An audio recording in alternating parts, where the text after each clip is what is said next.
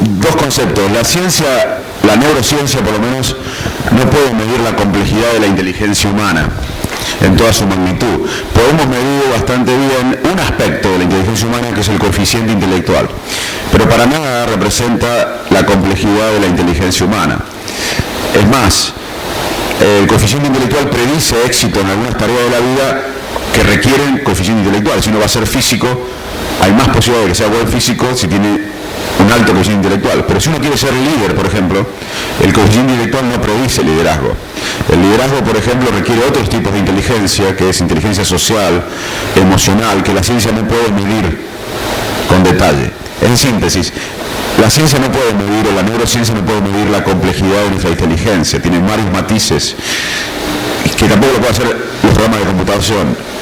Y otro aspecto que hablaban de cerebro y educación, o de inteligencia artificial y educación, es que el cerebro humano básicamente aprende cuando algo nos motiva, nos inspira y nos parece un ejemplo. Yo todavía no veo cómo un programa de computadora o de software puede ser inspirado. O sea, tenemos que rescatar y valorar la maravilla de nuestro cerebro y ver la inteligencia artificial como algo complementario, no como algo que compite. Yo no veo algo que compite con el cerebro humano. Sí, yo me gustaría agregar algo también respecto de lo que es la orientarse hacia la propia inteligencia y hacia la propia sensibilidad, que creo que es una empresa que nunca termina, pero sí que creo que todo lo que nosotros, o sea, la mejora propia y el avance de la humanidad en sí impregna, y nuestra inteligencia y nuestra sensibilidad impregna lo que nosotros construimos también y nos representa. O sea, ya sea Cleverbot, que tiene una base de datos de cosas que la gente le dijo antes, o la Floral y Genérica, que es un espejo, o Pinocho, lo que nos está diciendo en realidad es que esa creación habla de nosotros, y nosotros tenemos que estar preocupados en eso que nos refleja como en nosotros mismos, porque eso al final del día es una expresión más de lo que somos nosotros. Eso es lo que yo creo.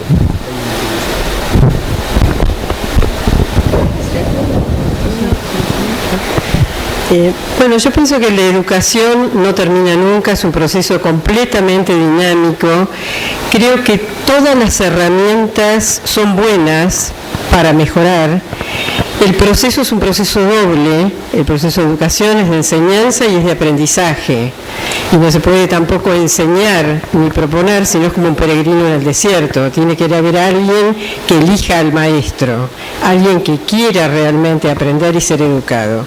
Entonces me parece que hay un proceso, un juego doble ahí, en el cual tal vez la motivación es lo más importante, generar la curiosidad, la expectativa, digamos, eso entre otras cosas es la motivación, como para, digamos, que realmente todas las herramientas, sean informáticas, no informáticas, y del lado que les guste y como les venga, todas sirvan para el desarrollo del cerebro humano.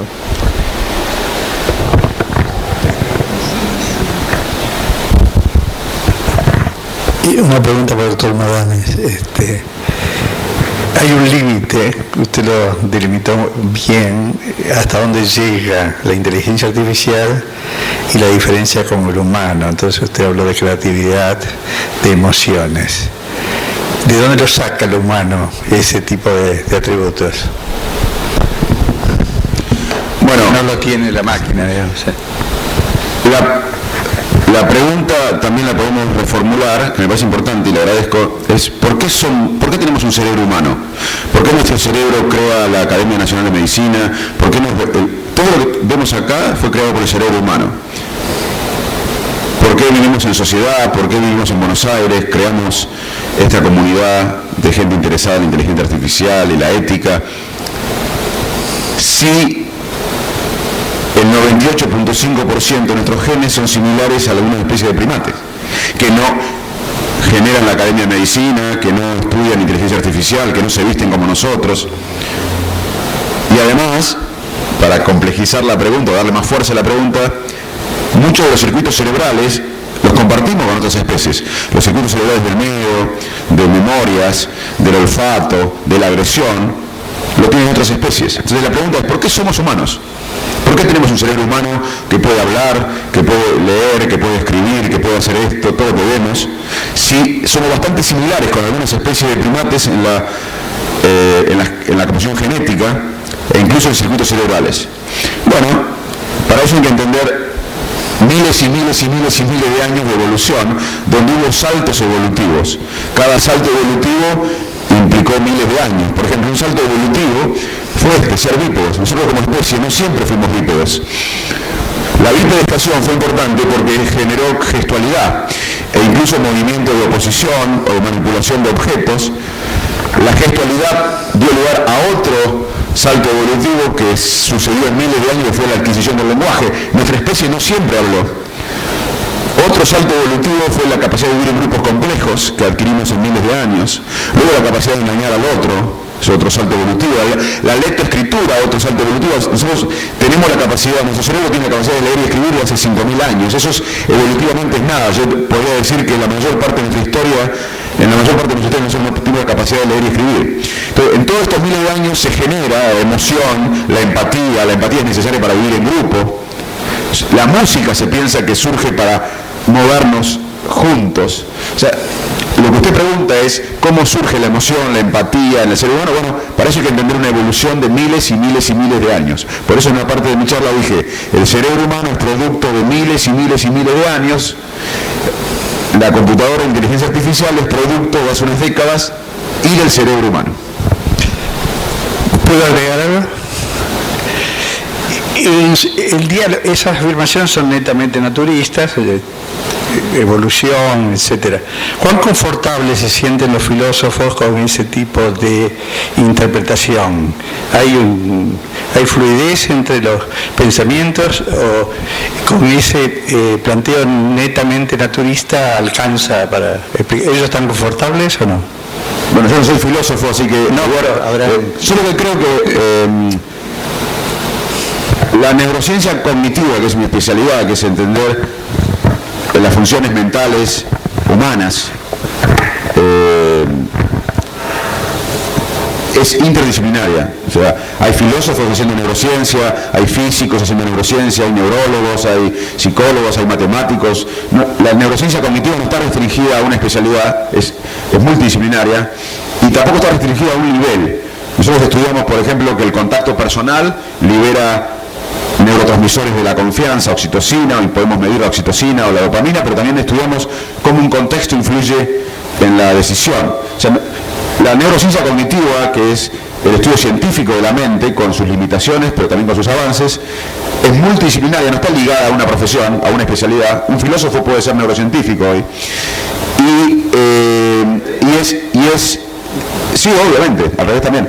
Y a su vez se hace a diferentes niveles, del nivel genético molecular o cómo la experiencia cambia la expresión de los genes, hasta cómo reacciona el cerebro en una sociedad, o la conducta humana guiada por la tribu a la que uno pertenece, o el ambiente social al que uno pertenece. Además, es importante entender que la neurociencia cognitiva está estudiando con metodología moderna, mucha metodología, con tecnología moderna, con miles de científicos, desde la genética hasta las neuroimágenes, preguntas que desde siempre se hizo la civilización occidental. Hoy desde la neurociencia tenemos datos para aportar a la discusión del libre albedrío, de la conciencia, de la inteligencia, de la memoria, que desde siempre la civilización se ha preguntado. Antes esto estaba ligado a filósofos o estaba restringido a la opinión de filósofos, de líderes religiosos o de científicos aislados como Freud, que era neurólogo en su escritorio pensando cosas. Hoy estos aportes se hacen desde la neurociencia, pero no hay que verlo como que compita, que venga a reemplazar, viene a adherir, a sumar algunos datos para entender entre todos las complejidades de nuestra conducta.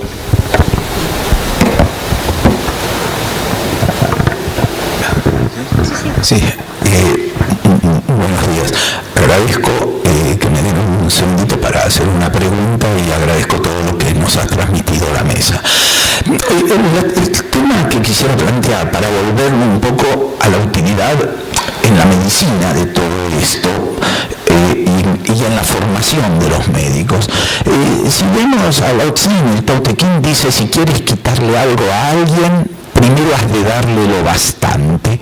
Y parecería como que la humanidad, que siempre valoró como lo más importante, parecería, y lo que distingue al ser humano es la inteligencia, termina en un orden de la existencia humana. La existencia humana termina creciendo muchísimo y hasta teniendo un apoyo, y lo vemos todos los días cuando buscamos algo en Google, antes que ponernos a pensarlo para ver si lo recordamos, tiene un apoyo en las inteligencias artificiales en sus distintas expresiones.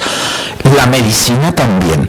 Pero a lo mejor es para sacar esa tarea de la inteligencia y volver a algo que estamos viendo en la medicina que está quedándose corto, que es todo eso que en las distintas exposiciones se han manifestado, que es esa carencia de lo que tiene que ver con los valores afectivos, la empatía, la relación humana y la comprensión entre seres humanos. Y parecería que si sacamos todo eso de la inteligencia, a lo mejor queda el humano con que hay que desarrollar eso, y que justamente es lo que nos está aparentemente faltando en la práctica diaria. La pregunta con todo eso es si estas herramientas, porque hasta ahora podemos decir que son, digamos, hasta que perdamos el control, si algún día lo perdemos, podemos decir que estas son herramientas de la humanidad y por supuesto entonces de los médicos. Si, digamos, se ha hecho intentos de utilizar estas herramientas a los fines de la educación médica o la educación de la humanidad, pero acá estamos ocupando de la educación médica, aprovechar estas herramientas para algunos tipos de programas, de juegos, de tareas en conjunto con el ser humano que estimulen y que hagan rever la necesidad del desarrollo de eso, que no es puramente esa inteligencia hasta ahora apoyable por la inteligencia artificial. No sé si se entiende la... Gracias.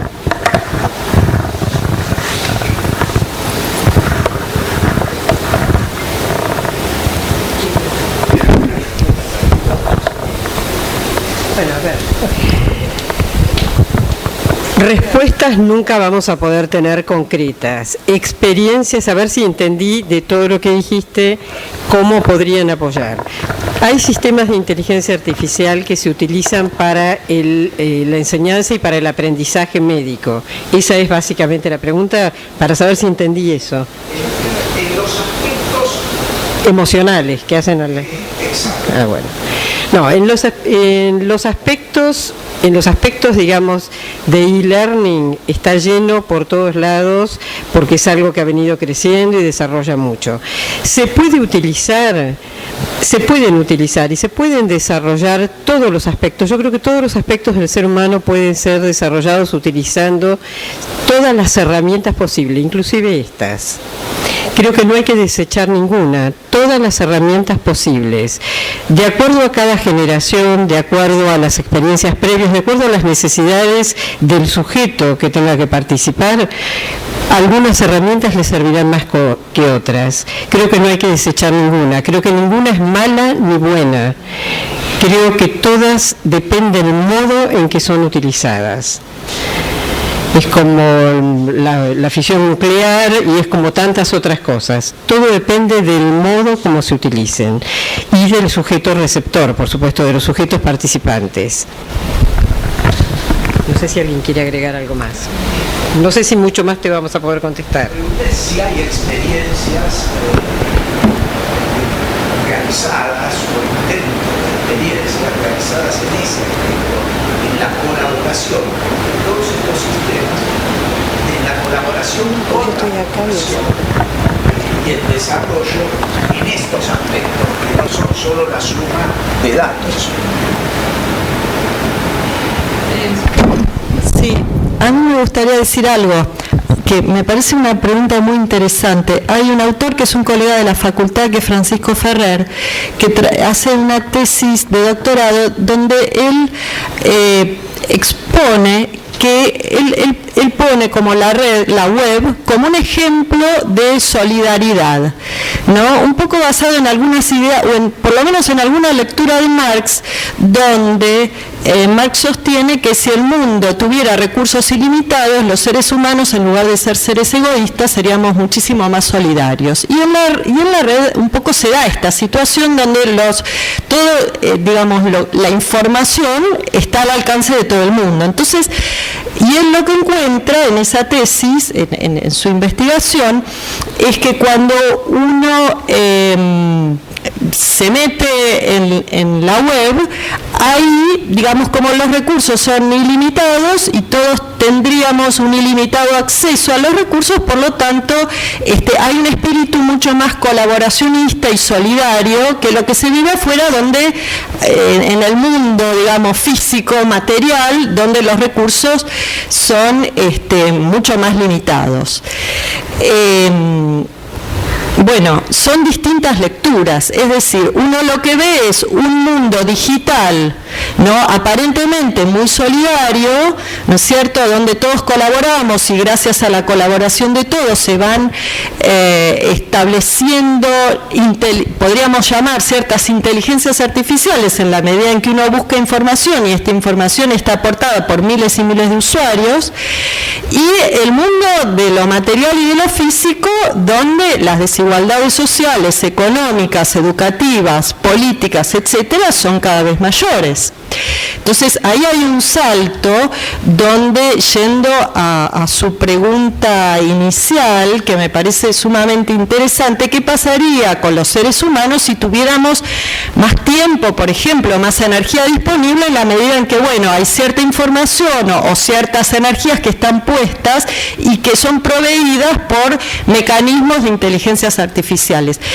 Nos volveríamos, por así decirlo, en lenguaje más sencillo, nos volveríamos más buenos, nos volveríamos más solidarios. ¿Qué pasaría con nosotros en ese mundo donde, bueno, las inteligencias artificiales se ocuparían de aquellos trabajos que nos pesan, que no nos gustan, o que, como decía Alejandra en su excelente exposición, o que son imposibles de hacer si tuviéramos más tiempo, si tuviéramos más recursos? Pero la realidad de los datos económicos, educativos, etcétera, es todo lo contrario. Es decir, el mundo actual es un mundo pareciera cada vez más desigual. Entonces, me parece, yo más que respuestas que no tengo, pero sí tengo grandes dudas y grandes preguntas. Es decir, ¿esto va junto? Estos dos mundos, lo que sucede a nivel del mundo digital y lo que sucede a nivel del mundo material, ¿son, digamos, dos carriles paralelos o no tienen nada que ver el uno con el otro? Por lo pronto, el mundo de las inteligencias artificiales y el mundo de Internet está en manos de unos pocos que tienen cada vez más. Esto es lo que uno puede percibir, ¿no? Entonces, bueno, son señales, no sé.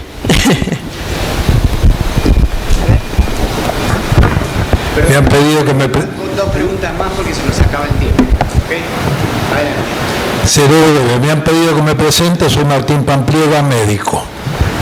Yo quería hacer una junta de lo que preguntaron en el tema de la medicina basada en la evidencia, que es la que practicamos, es la evidencia científica del accionar médico. Recientemente, hace 2 semanas, en un artículo del New England Journal of Medicine, aparece una publicación de Harvard referente a lo más allá de lo biológico que tiene la medicina. Las historias clínicas no las levantamos más allá de lo biológico, las levantamos en lo estrictamente biológico, basado en evidencias, actuamos. Y hoy en día creo que lo que hay que hacer es la otra parte, el ser humano.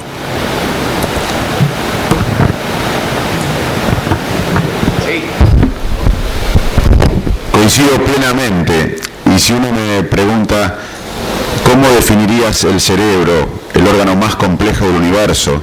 Ningún otro órgano intenta entenderse a sí mismo, el hígado no intenta entenderse a sí mismo, el corazón tampoco, ni la computadora más sofisticada hoy intenta entenderse a sí mismo. El cerebro vía el arte, la filosofía, los neurólogos, los neurocientíficos, los neurocirujanos, psiquiatras, es tan fascinante que intenta entenderse a sí mismo. ¿Cómo definiríamos en 2 palabras al cerebro humano?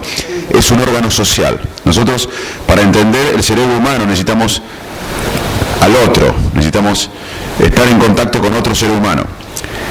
Uno de los problemas más importantes de la salud pública mundial es la soledad. La gente se siente sola en forma crónica. Es más, acá va a haber gente que sale de esta conferencia y no tiene con quién tener vínculos humanos. Cuando uno tiene sed, se activa un proceso fisiológico para buscar líquido. Cuando uno tiene hambre, se activa un proceso fisiológico para buscar comida. Cuando uno está solo, también el cerebro activa sistemas fisiológicos de autopreservación. 40% de la gente en Estados Unidos, un país que crece económicamente, industrial, China, que creció en Latinoamérica, se siente sola. La soledad crónica es un factor de mortalidad más importante que el alcoholismo, que la obesidad y que la polución ambiental. Sin embargo, usted es médico, nosotros todos fuimos al médico, nos tomó la presión, nos midió el colesterol, pero nunca nos preguntó cuántos vínculos humanos tenemos. Y eso no sale en las historias clínicas. Perdón, si quería contestarte o agregarte puntualmente a lo que el doctor, ¿cómo era tu nombre? Perdón. Pampliega, y a lo que dijo Facundo también. La medicina basada en la evidencia no es la medicina. La medicina basada en la evidencia es justamente una herramienta muy útil que da panoramas, que da pautas, etcétera, pero no toma decisiones.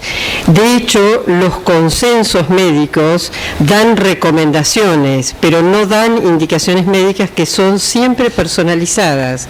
Todavía la medicina sigue siendo un arte.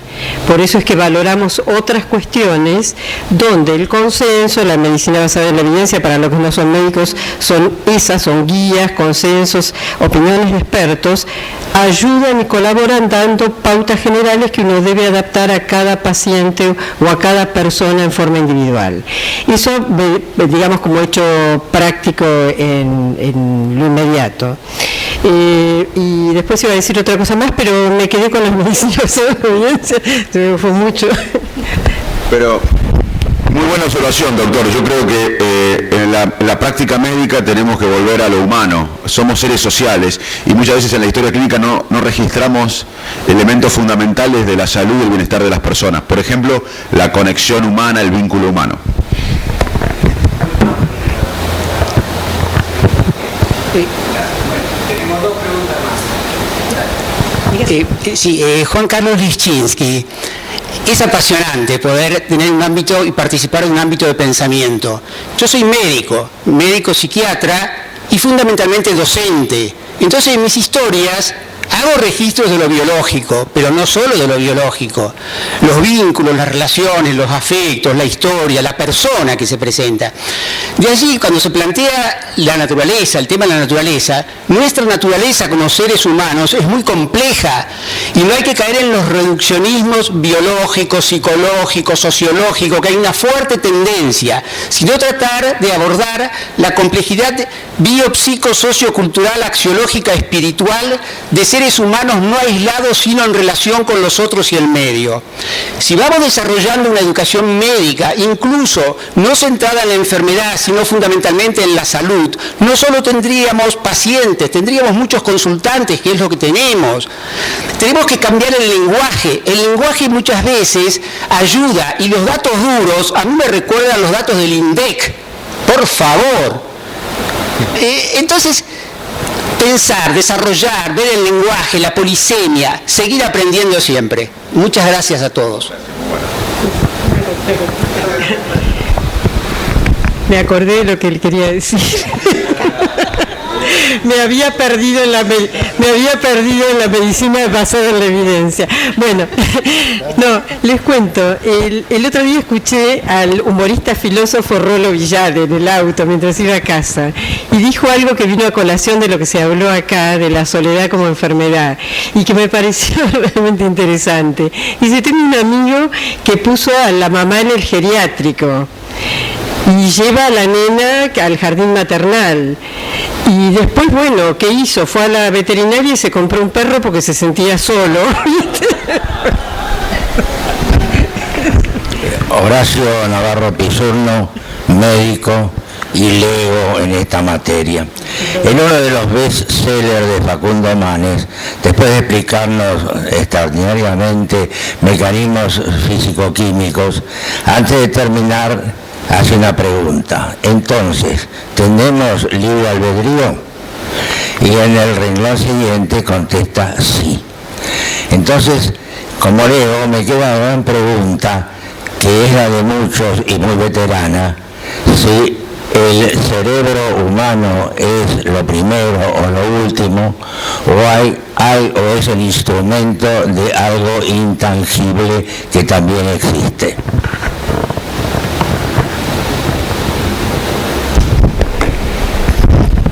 Wow. ¿Quién decide? Espero que ustedes hayan tenido la fortuna de haberse enamorado alguna vez en la vida. ¿Ustedes decidieron el momento en que se enamoraron? ¿Quién decide entonces? ¿Tenemos libre albedrío? Una vez fui a la televisión y quise explicar esto y dije, mi mujer me estaba viendo en casa. Dije, uno decide cuando se casa, pero no cuando se enamora. Cuando volví, mi mujer pensó que yo no me enamoré de ella, se me un lío bárbaro. Lo que yo le dije, y después más o menos lo arreglé, es, cuando vos y yo nos enamoramos, ninguno tocó un botón y decidió enamorarse. Nos enamoramos, pero no decidimos. Decidimos cuando elegimos lugar y fecha de casamiento. Ahí más o menos a fe. Pero ¿quién decide? Es una pregunta que... Nosotros hicimos un experimento hace unos años en Chile, donde agarramos a mapuches chilenos y a chilenos no mapuches, registrábamos la corteza cerebral con electrodos y le poníamos fotos de ambos grupos étnicos, para que vean. Antes de 120 milisegundos, antes de un parpadeo, el cerebro registraba si el de la foto pertenecía a su etnia o no. Y si pertenecía a su etnia, lo asociaba con algo positivo, amor y paz. Si no pertenecía, con algo negativo, odio y guerra. Todo esto antes que la persona sea consciente. Entonces hay muchos científicos que piensan que no tenemos libre albedrío, que somos máquinas biológicas que respondemos por el contexto.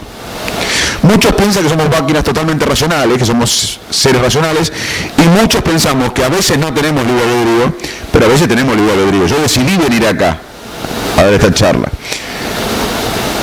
Ahora, estoy hablando y las palabras surgen, no estoy decidiendo cada palabra. Entonces, mi respuesta, como la de muchos científicos, es que a veces tenemos libre albedrío y a veces no, somos máquinas biológicas que respondemos según el contexto. Y les doy dos ejemplos de por qué es muy importante pensar que muchas veces no decidimos. En Austria en Alemania nadie dona órganos, 10% de la gente dona órganos post-mortem.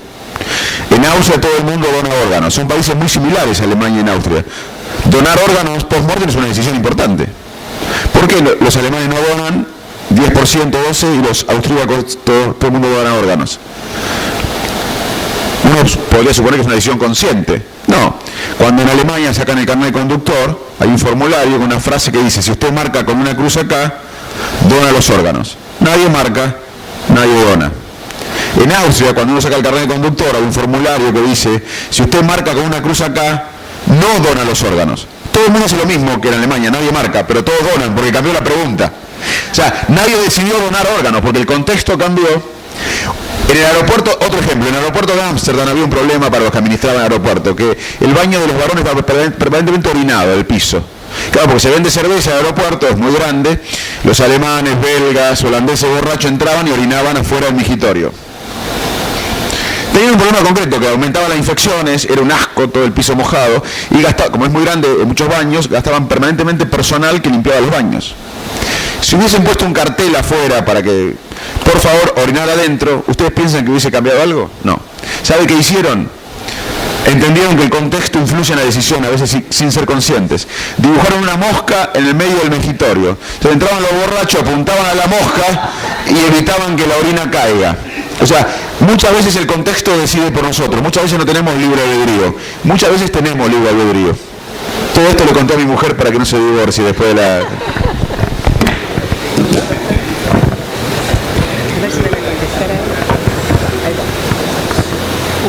Hola, Graciela Fernández Alonso, médica. Nosotros nos reunimos acá a hablar de... Pibeta, ¿cómo te va? A hablar de la ética, la filosofía, etcétera, de las cuestiones tecnológicas que llevaron a construir esta que llamamos inteligencia artificial. La tecnología siempre va más rápido que nosotros que estamos pensando en esta parte ética. Y yo les quería hacer dos comentarios. Una, habrán visto que en marketing ya nos está vendiendo aplicaciones como ADA, que te atiende, uno pone los síntomas, te da el diagnóstico. Bueno, eso, como muchas otras aplicaciones, no está regulado. Y ¿qué va a pasar médicamente con este tipo de aplicaciones que... La verdad que tienta, como decía Facundo, el contexto me tienta, tengo 3 síntomas y que ahora me conteste que tengo. Sí, eso por un lado.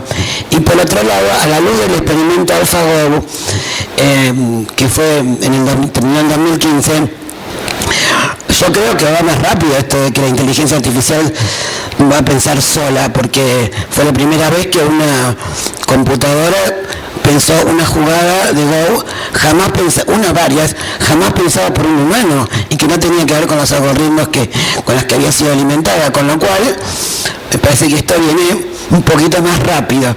¿Ustedes qué piensan? Gracias.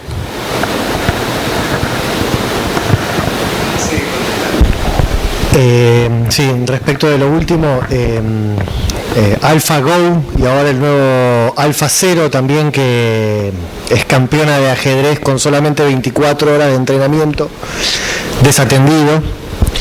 O sea, solamente se le especificaron las reglas del ajedrez y derrotó a... Actualmente el mejor jugador de ajedrez del mundo. Ya era un sistema, pero era imbatible, y este sistema fue derrotado con 24 horas de entrenamiento de una inteligencia artificial de Google. De todas formas, esas inteligencias artificiales, para hablar de la cuestión del tiempo, de todas formas esas inteligencias artificiales siguen estando dentro del orden de lo que se conoce como inteligencia artificial débil, y son mecanismos como de relojería complejos, pero está muy lejos de la simbolización y del grado de complejidad del debate que tiene más que ver con lo humano que se está llevando acá. Eso todavía dista, definitivamente dista mucho, porque en el orden de lo mecánico todavía tiene que pasar mucho. Al menos como persona del mundo de la informática te puedo decir eso. AlphaGo y AlphaZero son inteligencia artificial débil y tecnológicamente están dentro de los parámetros actuales.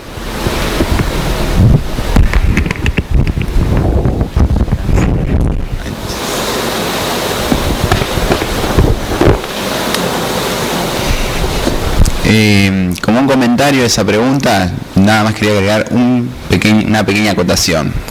Con lo que es la regulación de las inteligencias artificiales en la actualidad, desde el punto de vista legal, no hay mucho avance legislativo. Esa es la realidad.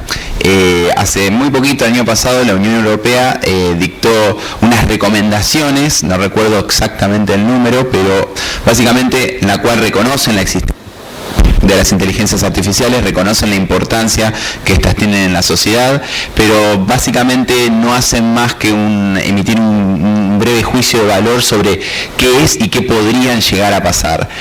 Lo que sí hay, en base a estas recomendaciones y en muchas legislaciones a nivel local que se están perfilando, es una tendencia a no discutir tanto la ética o qué es, si es o no persona, si se le puede dar personalidad jurídica, si necesitan personalidad jurídica, sino cómo se regulen desde el punto de vista de los daños que podrían ocasionar, ¿no? O sea, ¿qué pasaría si una inteligencia artificial ocasiona un daño en medio de una operación? Si lo vamos al punto de vista médico, en Estados Unidos se ha avanzado mucho en lo que es la conducción autónoma.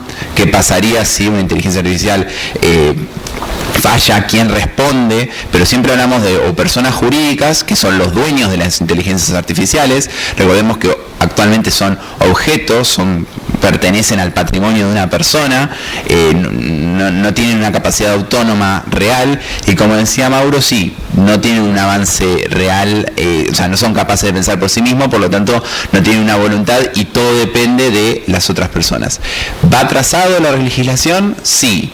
El derecho siempre históricamente estuvo un poquito antes de los avances tecnológicos. Sin ir más lejos, ¿cómo? Después de los avances tecnológicos. Sin ir más lejos, veamos lo que son las aplicaciones de mensajería. Actualmente, no quisiera mencionar nombres por el tema de copyright, pero hoy por hoy agarras una aplicación, podés pedir un objeto, que te traigan un objeto, que te traigan comida, ¿no? Y todavía no está ni siquiera regulada la relación laboral de esos empleados con respecto de qué relación tienen con estas empresas. ¿Son empleados autónomos? La legislación dice que sí, pero en la práctica hay una dependencia encubierta. Entonces, no solamente se aplica a la inteligencia artificial, sino que yo diría que más bien se aplica a todos los aspectos de todas las nuevas tecnologías en general. No sé si eso contesta la observación.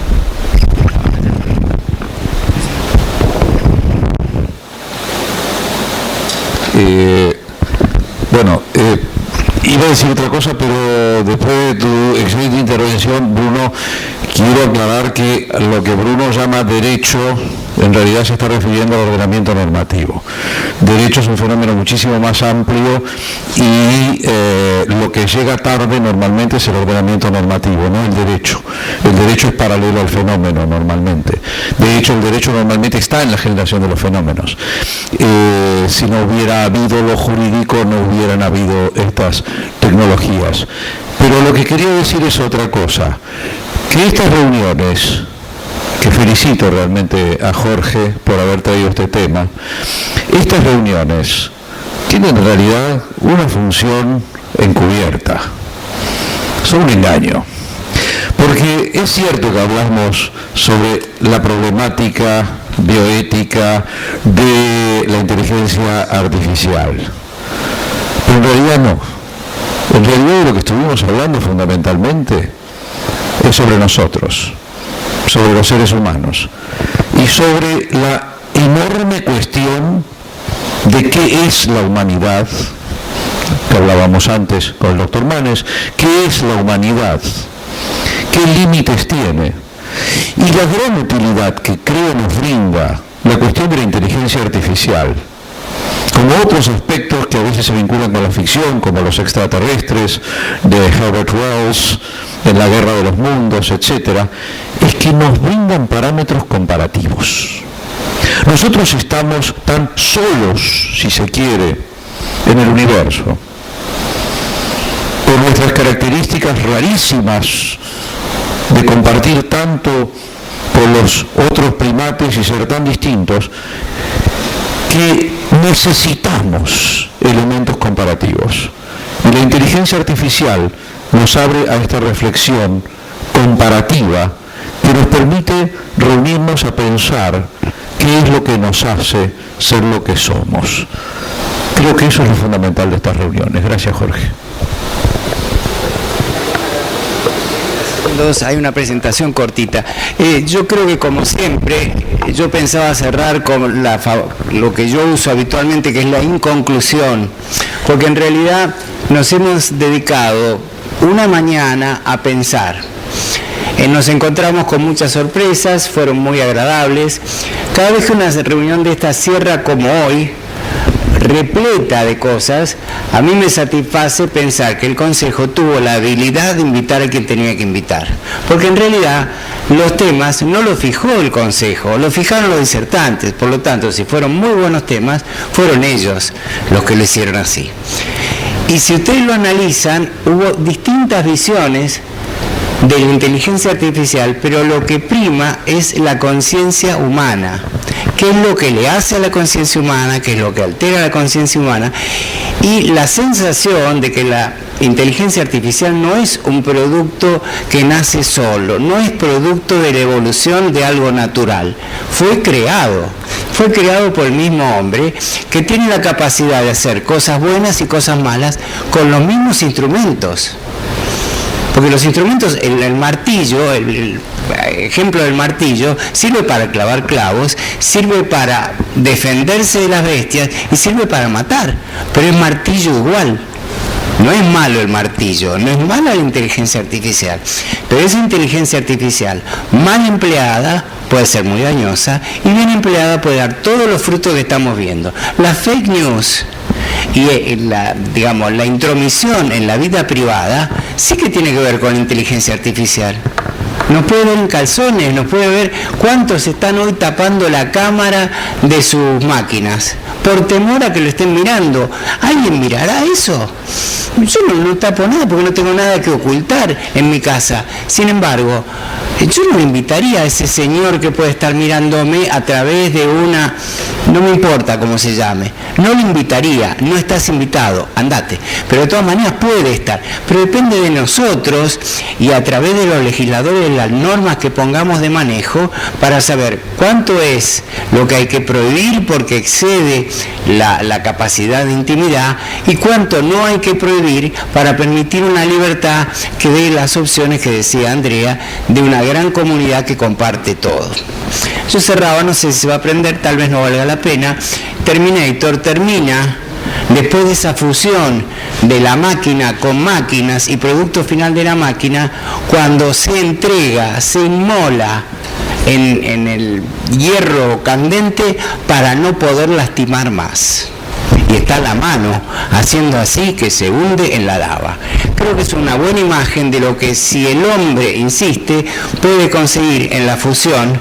Seguí para adelante. En la fusión, bueno, yo recorría, perdón, deja esa, en la fusión de la inteligencia con los afectos. Esta es la propuesta de la Unión Europea, que preocupada realmente por la inteligencia artificial y la robótica, hace un par de años propuso que todo robot, era lo que decía Bruno, debe contar con interruptor de energía, porque si no puede hacer lo que quiere y no lo podemos parar más, ser tratado como persona electrónica, y eso lo propone la Unión Europea, y tiene que tener derechos, tiene que pagar impuestos, y tiene que estar asegurado, por lo mismo que decía Bruno. Pero se exige, pide la Unión Europea, que no puede establecer relaciones emocionales ni con personas ni con máquinas. No lo sé eso. Hoy está así. Dale, la próxima, por favor. Los temores son estos, seguís, por favor. Pero tal vez la inteligencia artificial venga a traernos ideas. Por eso está la lamparita, la próxima. Si los humanos nos ocupamos de manera debida de usar cerebro y corazón. La próxima. Y ahí está el bueno de Schwarzenegger cuando era chico. Dale. Y ahí debería correr la manito. Si lo pones con el coso, corre la mano que se despide. Porque en realidad, ahí está despidiéndose. Se hunde, desaparece, teóricamente no puede volver, después pasan otras cosas, otra más. Y la inteligencia artificial podría darnos una mano, la última, y entonces les agradecemos a todos su paciencia. Creo que este es el mensaje positivo que nos podemos llevar. Les agradecemos la presencia, nos vamos a juntar en marzo, van a recibir las invitaciones correspondientes y a partir del año que viene va a haber una encuesta al final de las reuniones a ver qué otras cosas quisieran escuchar que a nosotros todavía no se nos ocurrieron. Ahora la doctora Bosch, la presidenta del Consejo, quiere charlar con ustedes 2 minutos y entregar un premio. Gracias, Margarita. Bueno, muchas gracias a los expositores que nos dieron la oportunidad de plantearnos muchas cosas. Me gustó mucho lo que se mencionó sobre el final. La inteligencia artificial es una máquina, salvo que le pongamos el corazón, casi lo mismo que le pasó a los primeros bieticistas cuando plantearon que demasiada tecnología nos estaba haciendo mal y teníamos que volver al pensamiento, a la reflexión, a las emociones positivas.